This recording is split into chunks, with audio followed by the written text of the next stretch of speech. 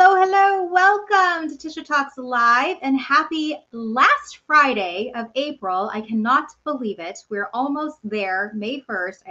Can you believe that, Kim? We're No, almost there. no, and it's so cold here in Michigan, so no, I can't believe it. Oh, no. And it's like 99 degrees. We are burning it up here in Arizona. So quite the difference, quite the difference. But hey, thanks so much for tuning in to Tisha Talks Live. At 10:45, I have a very special guest. This is Kim Boudreau Smith. Just as she mentioned, she's out of very cold Michigan. And we are going to be continuing the conversation. You might have been on a couple of weeks ago when I had read Staffstrom, amazing guy, the unsales guy. And I love the topic of sales. And Kim, we're following that up. And today we're going to be talking about selling in your bold and authentic voice. And I think this is going to be so good for everybody tuning in, those tuning in live and also watching the replay, because I just have a feeling you're going to get some amazing nuggets of information here. Yes, I'm excited. And I watched that show, by the way, with Red. He was great. He was good. I like that he was just like a no BS kind of guy. Like he was definitely that guy. He's like, I'm just going to tell you straight, don't do it. Yeah, yeah, exactly. I really liked his style a lot. That was a good show. Yeah. Yeah, he actually connected with some of my clients right after and is starting to work with them. So that is amazing. That's like live stream magic happening right in front of you. It is. It is. It's social selling. That is good stuff. Social selling. Well, if you were tuning into this live on LinkedIn, Facebook, or on YouTube, we are here to answer any questions. So make sure that you drop those in the comments and Kim and I will get back to you. But we're going to get this show on the road. And again, happy Friday to everybody. So, Kim, first question for you. You have a specific name for the inner critic. Tell us what that is and why does it matter? It is called the hag in the attic. The head in the attic. In the attic. I was asked this question yesterday on another LinkedIn Live I was on, and the question also too was, and when did this all come about? And I can't even remember when it all came about when I came up with the hag in the attic, but I believe it's so important to give our inner critic a persona, because that inner critic that I see that just really takes us down and takes us over and like drags us through and just kicks us around and beats us up alive. So I call her the hag in the attic. The hag in the attic. I think a lot of us have that. It's that voice that's in our head that's like you can't, you shouldn't, you wouldn't. Yes, No keeps good. us small, keeps us small. Do more, go stand over there, do less, don't speak up. You're this, you're that. She has a job to keep us small. We've given her that job. She has a job Yeah, to keep us safe and comfortable. right. So I'm dealing with something right now, Kim. So I think maybe I should introduce you to my daughter, Ellie.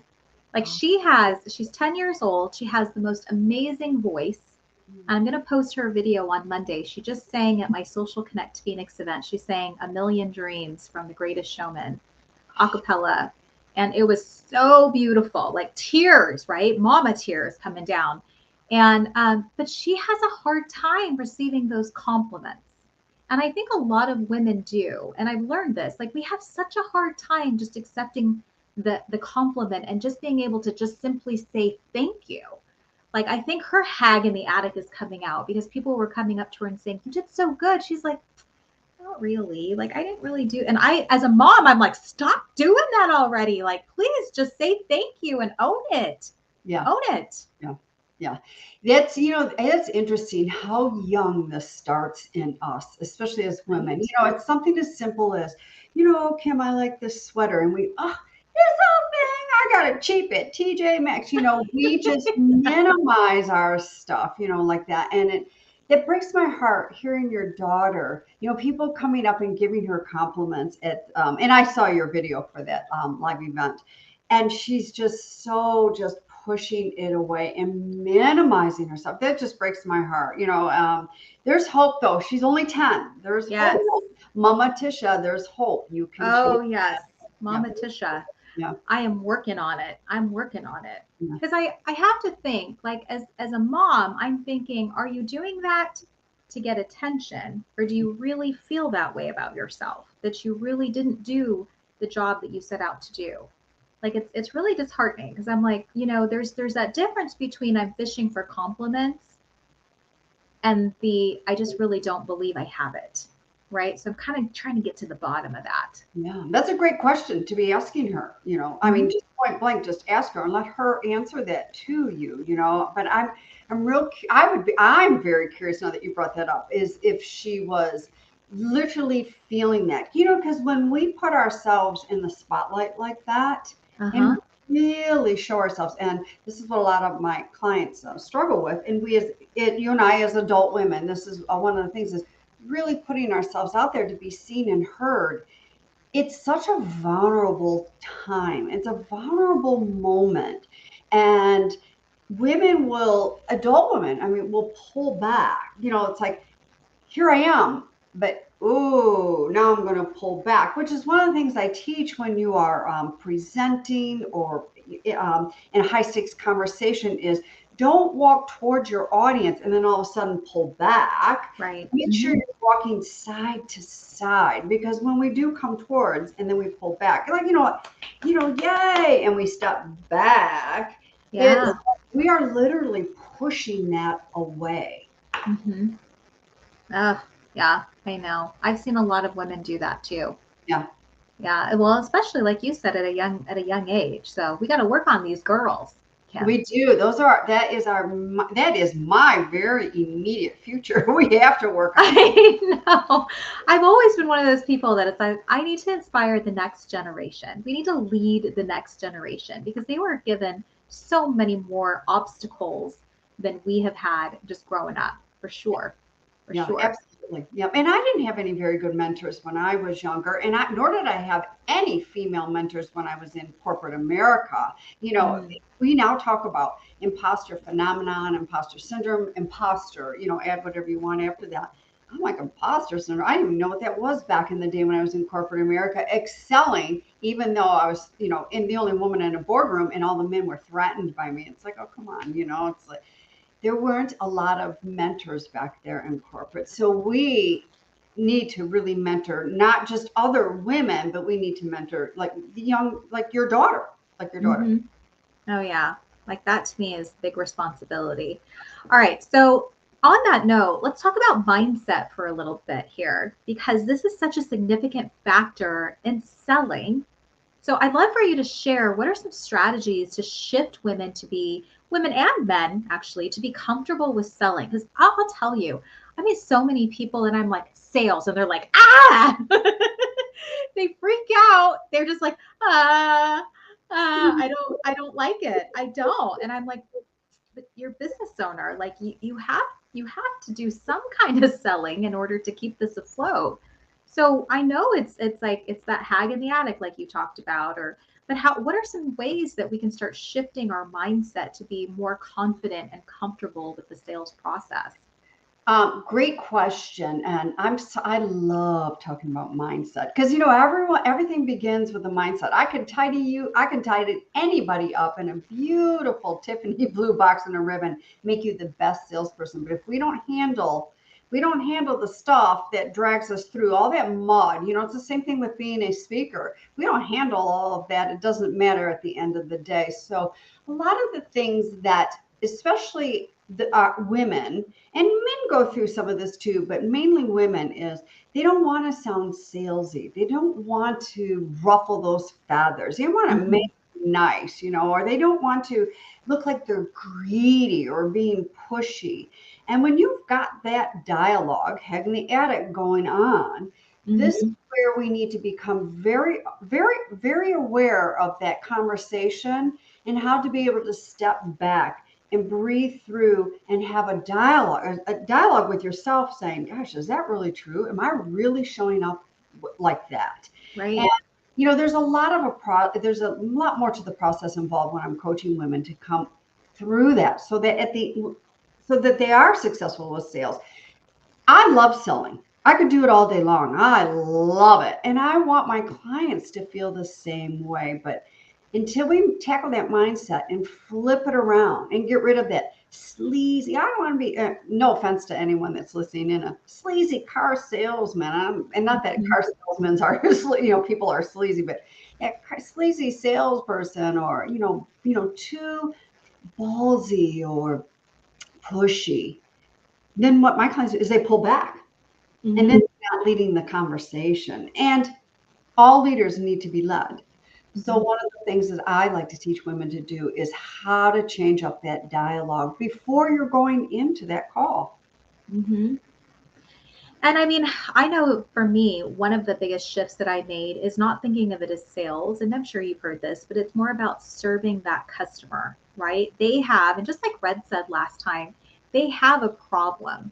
They have deeper problems. And if you are the solution, then that should feel like the gift that you can give them to alleviate the problems that they're having.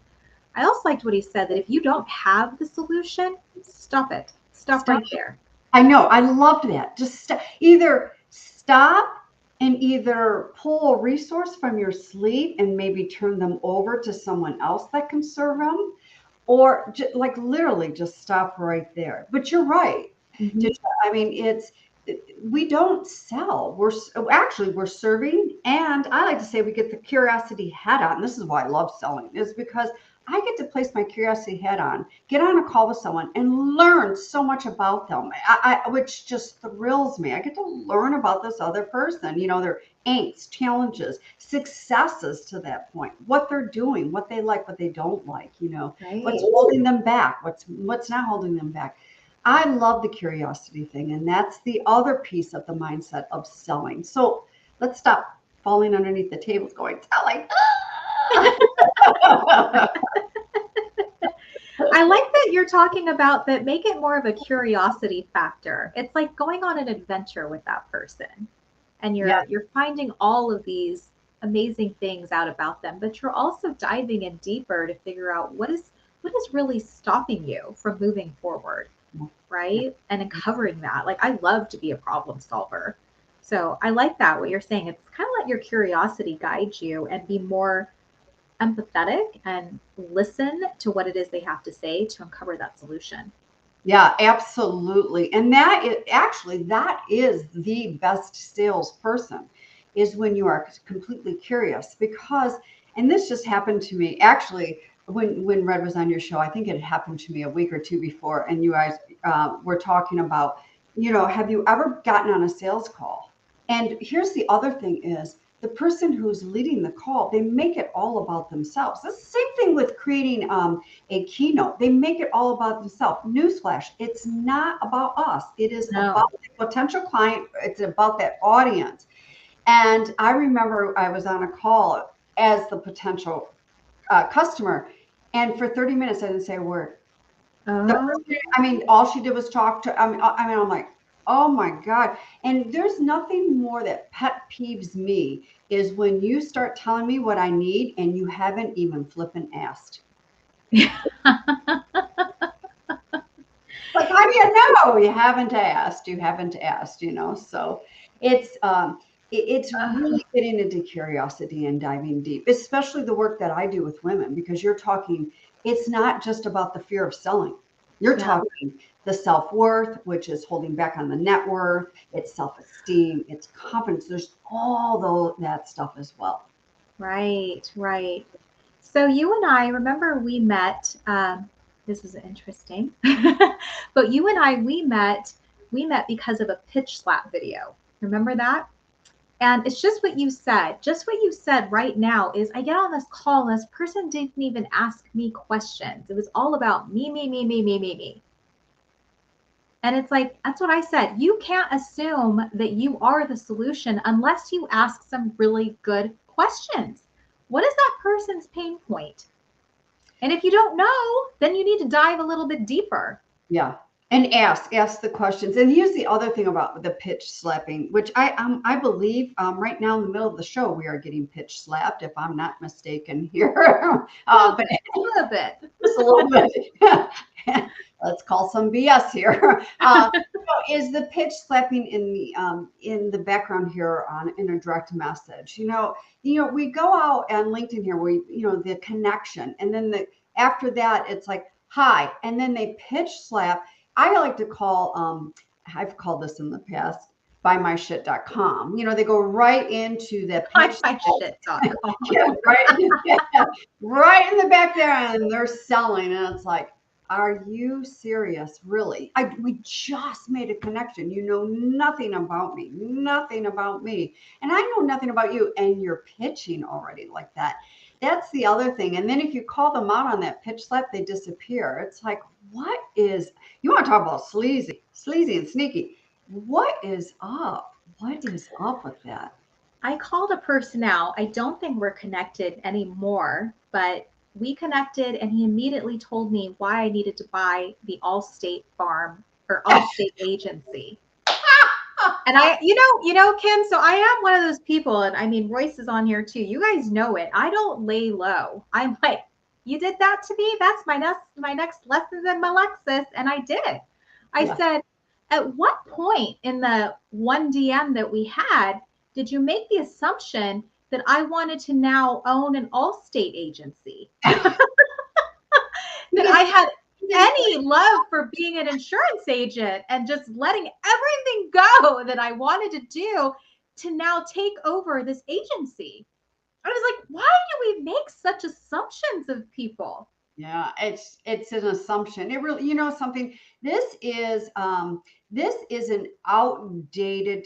outdated programming is what we are living with. And I'm going to say this, so many women, they feel that if they take on the masculinity of running a business and speaking old ways and selling old ways, they're going to be successful. I got news for you.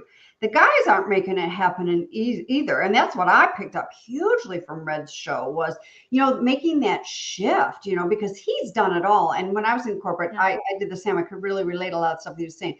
Cold calling, you want to talk about building character. And I'm talking knocking on doors, cold calling, not bring, bring, bring. It was knock, knock, knock. Here I am, cold calling. I mean, that builds character. Now, does that work for everybody? No. And man, that was many, that was another lifetime ago. But we need to release this old programming, how we should be showing up and selling. And then what happens when we should be showing up and selling a specific way? We go small. We pull back small, and then we're like, let's make nice, and we get off a call and we're empty-handed and frustrated. Yeah, right. I want to go ahead and say hi to Royce Blake, who's tuning in. Royce saying, if you truly believe your product can help someone, it won't feel like selling. Another way that we talked about, serving is selling, selling is serving.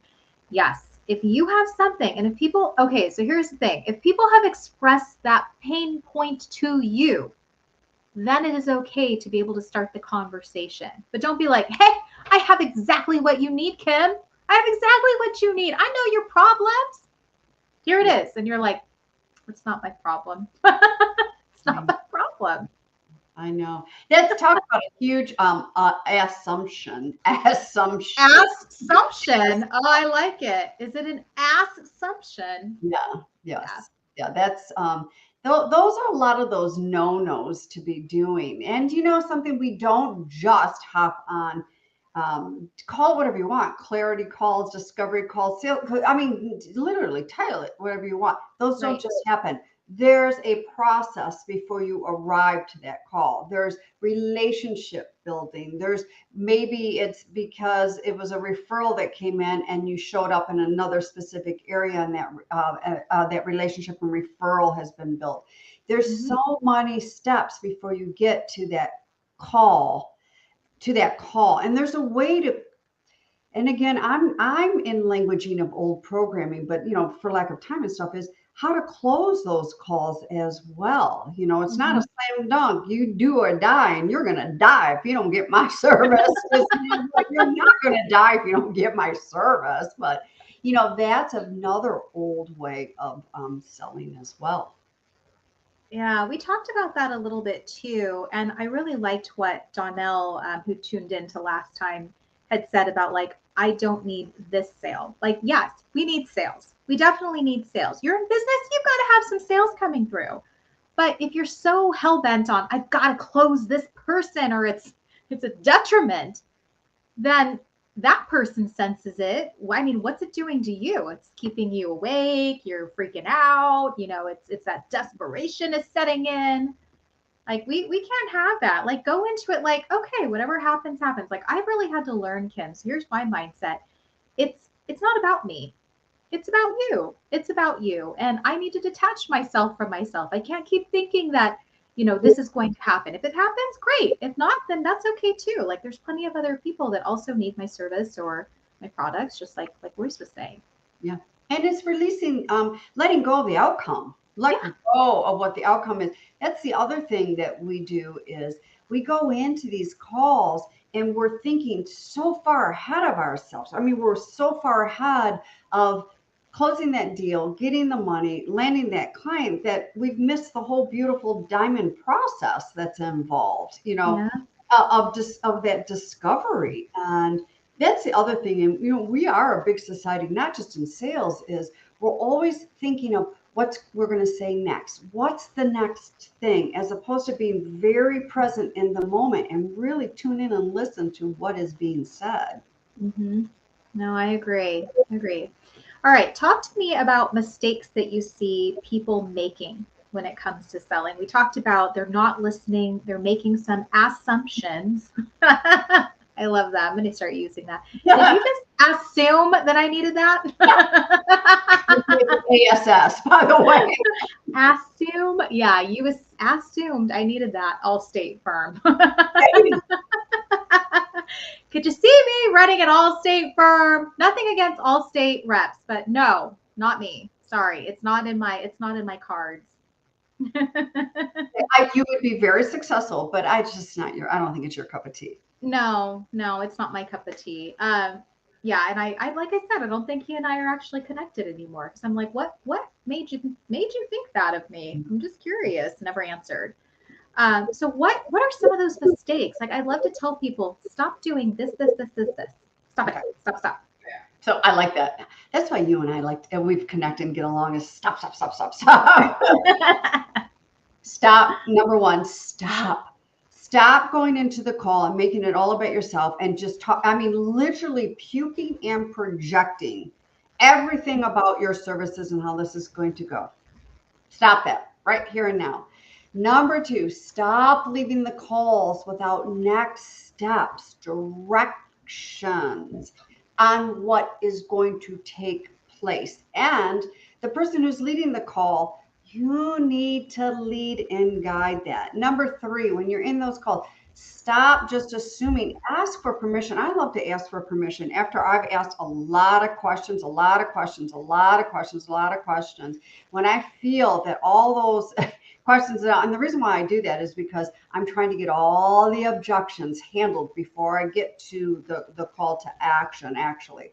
And plus, Right. I'm learning about their angst and challenges and their pain points. Because when we get to the call to action and they hear the pricing and they all of a sudden skirt back, then I've got those things to, what's this going to do if you don't move forward? What's going to happen here? I mean, Mm-hmm. okay, we can swing back around in 90 days. I promise you, you will probably be in the right same, position. Oh, sure. But I always ask for permission once I get all that piece done of a discovery call before I start going in and talking about the logistics of how I work and what's expected. I ask for permission before I do that. Would you like to hear? Would you like to hear how this is all going to lay out and how I'm going to work? Because when you're working with me, do I give those hypothetically speaking hugs and pull up the pom-poms and cheerleading as a coach? But guess what? I also turn around and give you swift kicks in the ass as well, too, because that's part of coaching. And I'm also very unorthodox when I'm coaching. I do a lot of consulting as well. I just get bored. Those are a lot of the things that stop doing that in those sales calls, and just I call them pre-stage rituals. Do Mm-hmm. something to handle yourself before you get to the call. Jumping jacks, deep breathing, meditation, whatever the case may be, so that you're arriving grounded and present. And I'm a big proponent of having a template, especially if you're changing things up or if you're fairly new and emerging salesperson. If you're changing, have a template the first few times, especially if you're online here. No one Mm-hmm. can tell you've got a template in front of you. Have a template. Right. I love that. I like what you said too about asking permission.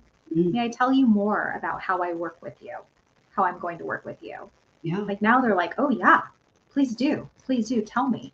Yes. Yeah. Yeah. And it's just, it's asking that permission with that person to move forward and get those logistics out of the way. And then after I get the logistics out of the way, I always ask again, how does all that sound? Because I want to make sure. Look, when you're going into a coaching agreement of anything, it's good. You got to push some sleeves up. You need some time. This is a commitment. And then I go in to the pricing. Mm-hmm. And here's what I do. I always ask for the full price Mm-hmm. and then I pause. And then I just sit. And then I wait for a potential client to come back and go, oh my God, that's a lot of money. Or do you take payment plans? And then because I love this is all about her bold voice. Ask, Yeah. ask. I want to see these people ask. And it's not that I'm trying to put you in a position of working, but ask if I take payment plans. Because you know what I'm going to say? Hell yes, because they asked. Yeah. They asked. And then Yeah. I always throw it back at them and say, what does your payment plan look like? Just to make sure that we can come to a negotiating agreement. Sure. Sure. I think that's it. Well, it just shows again, Kim, that you're working with that person. That you are invested in that person's success and you will make it work with that person. The same thing too, like I like that you say I start with my biggest program because that's what can really help them.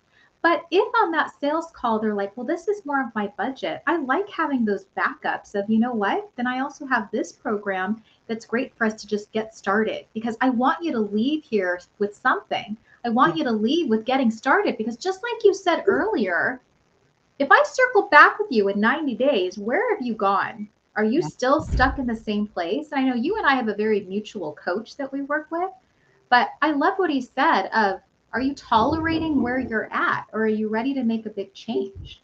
Yes. And if you're just tolerating, then you're kind of merely surviving at this. You're not really thriving. Right.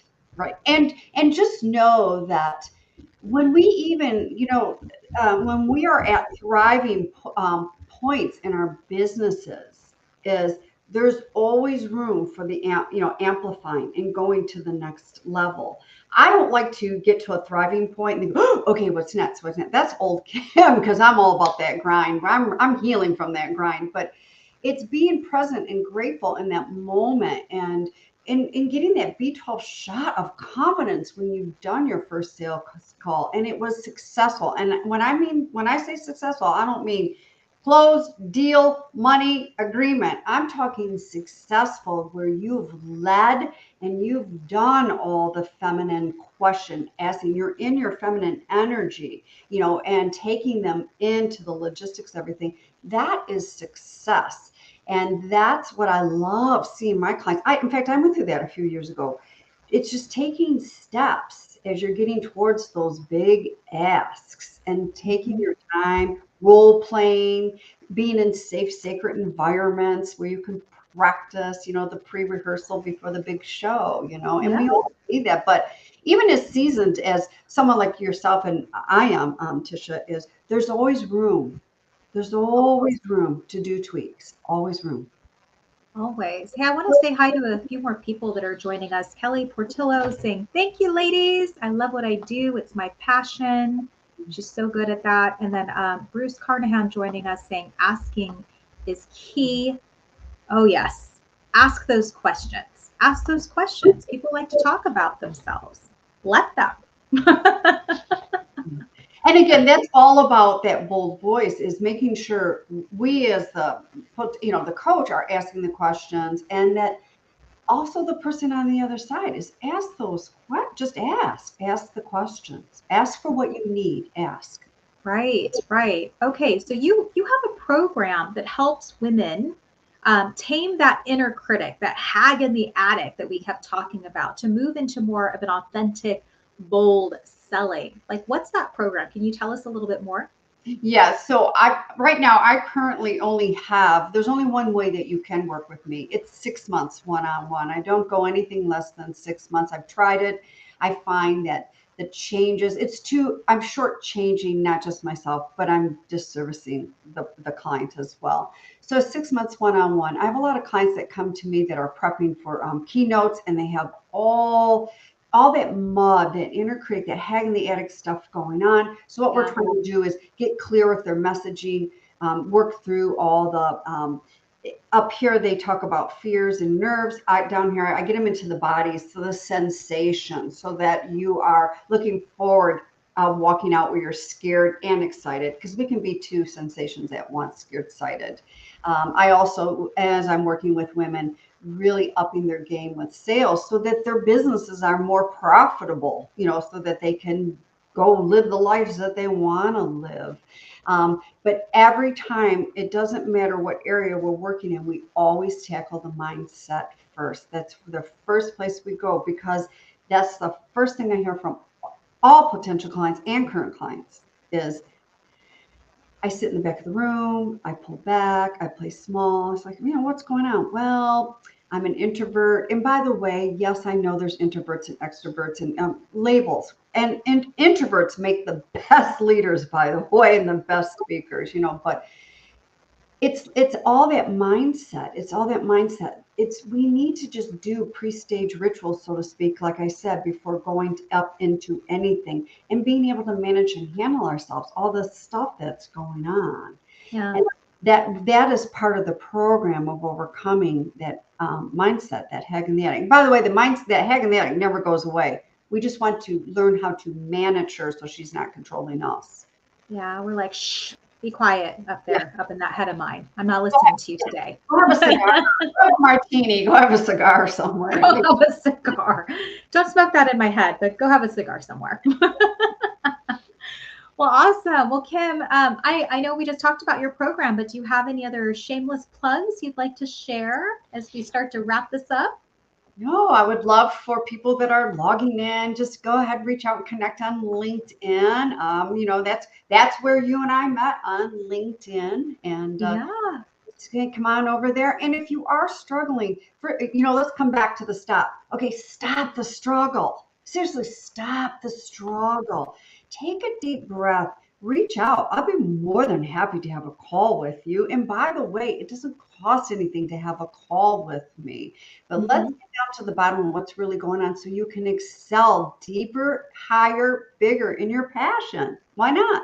I know, why not? I agree. I don't want to be stuck here. I want to keep progressing and learning and getting better. Like Bruce saying here, always room for improvements. Always room for improvements, for sure.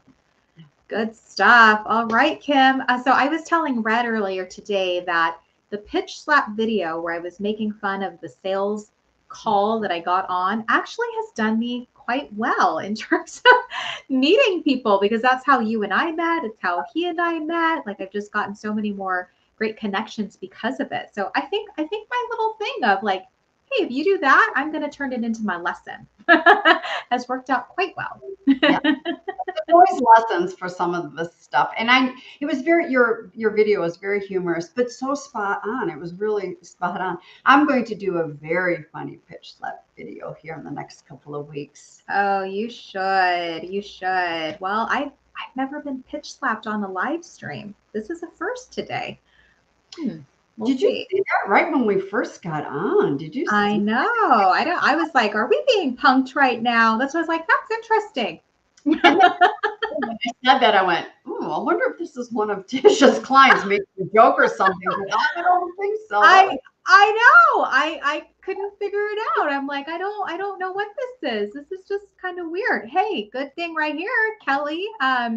Kelly Portillo, she's out here. I met her at the Mesa Chamber of Commerce when I spoke a few weeks ago. But she says, Kim, reach out to me. I need help.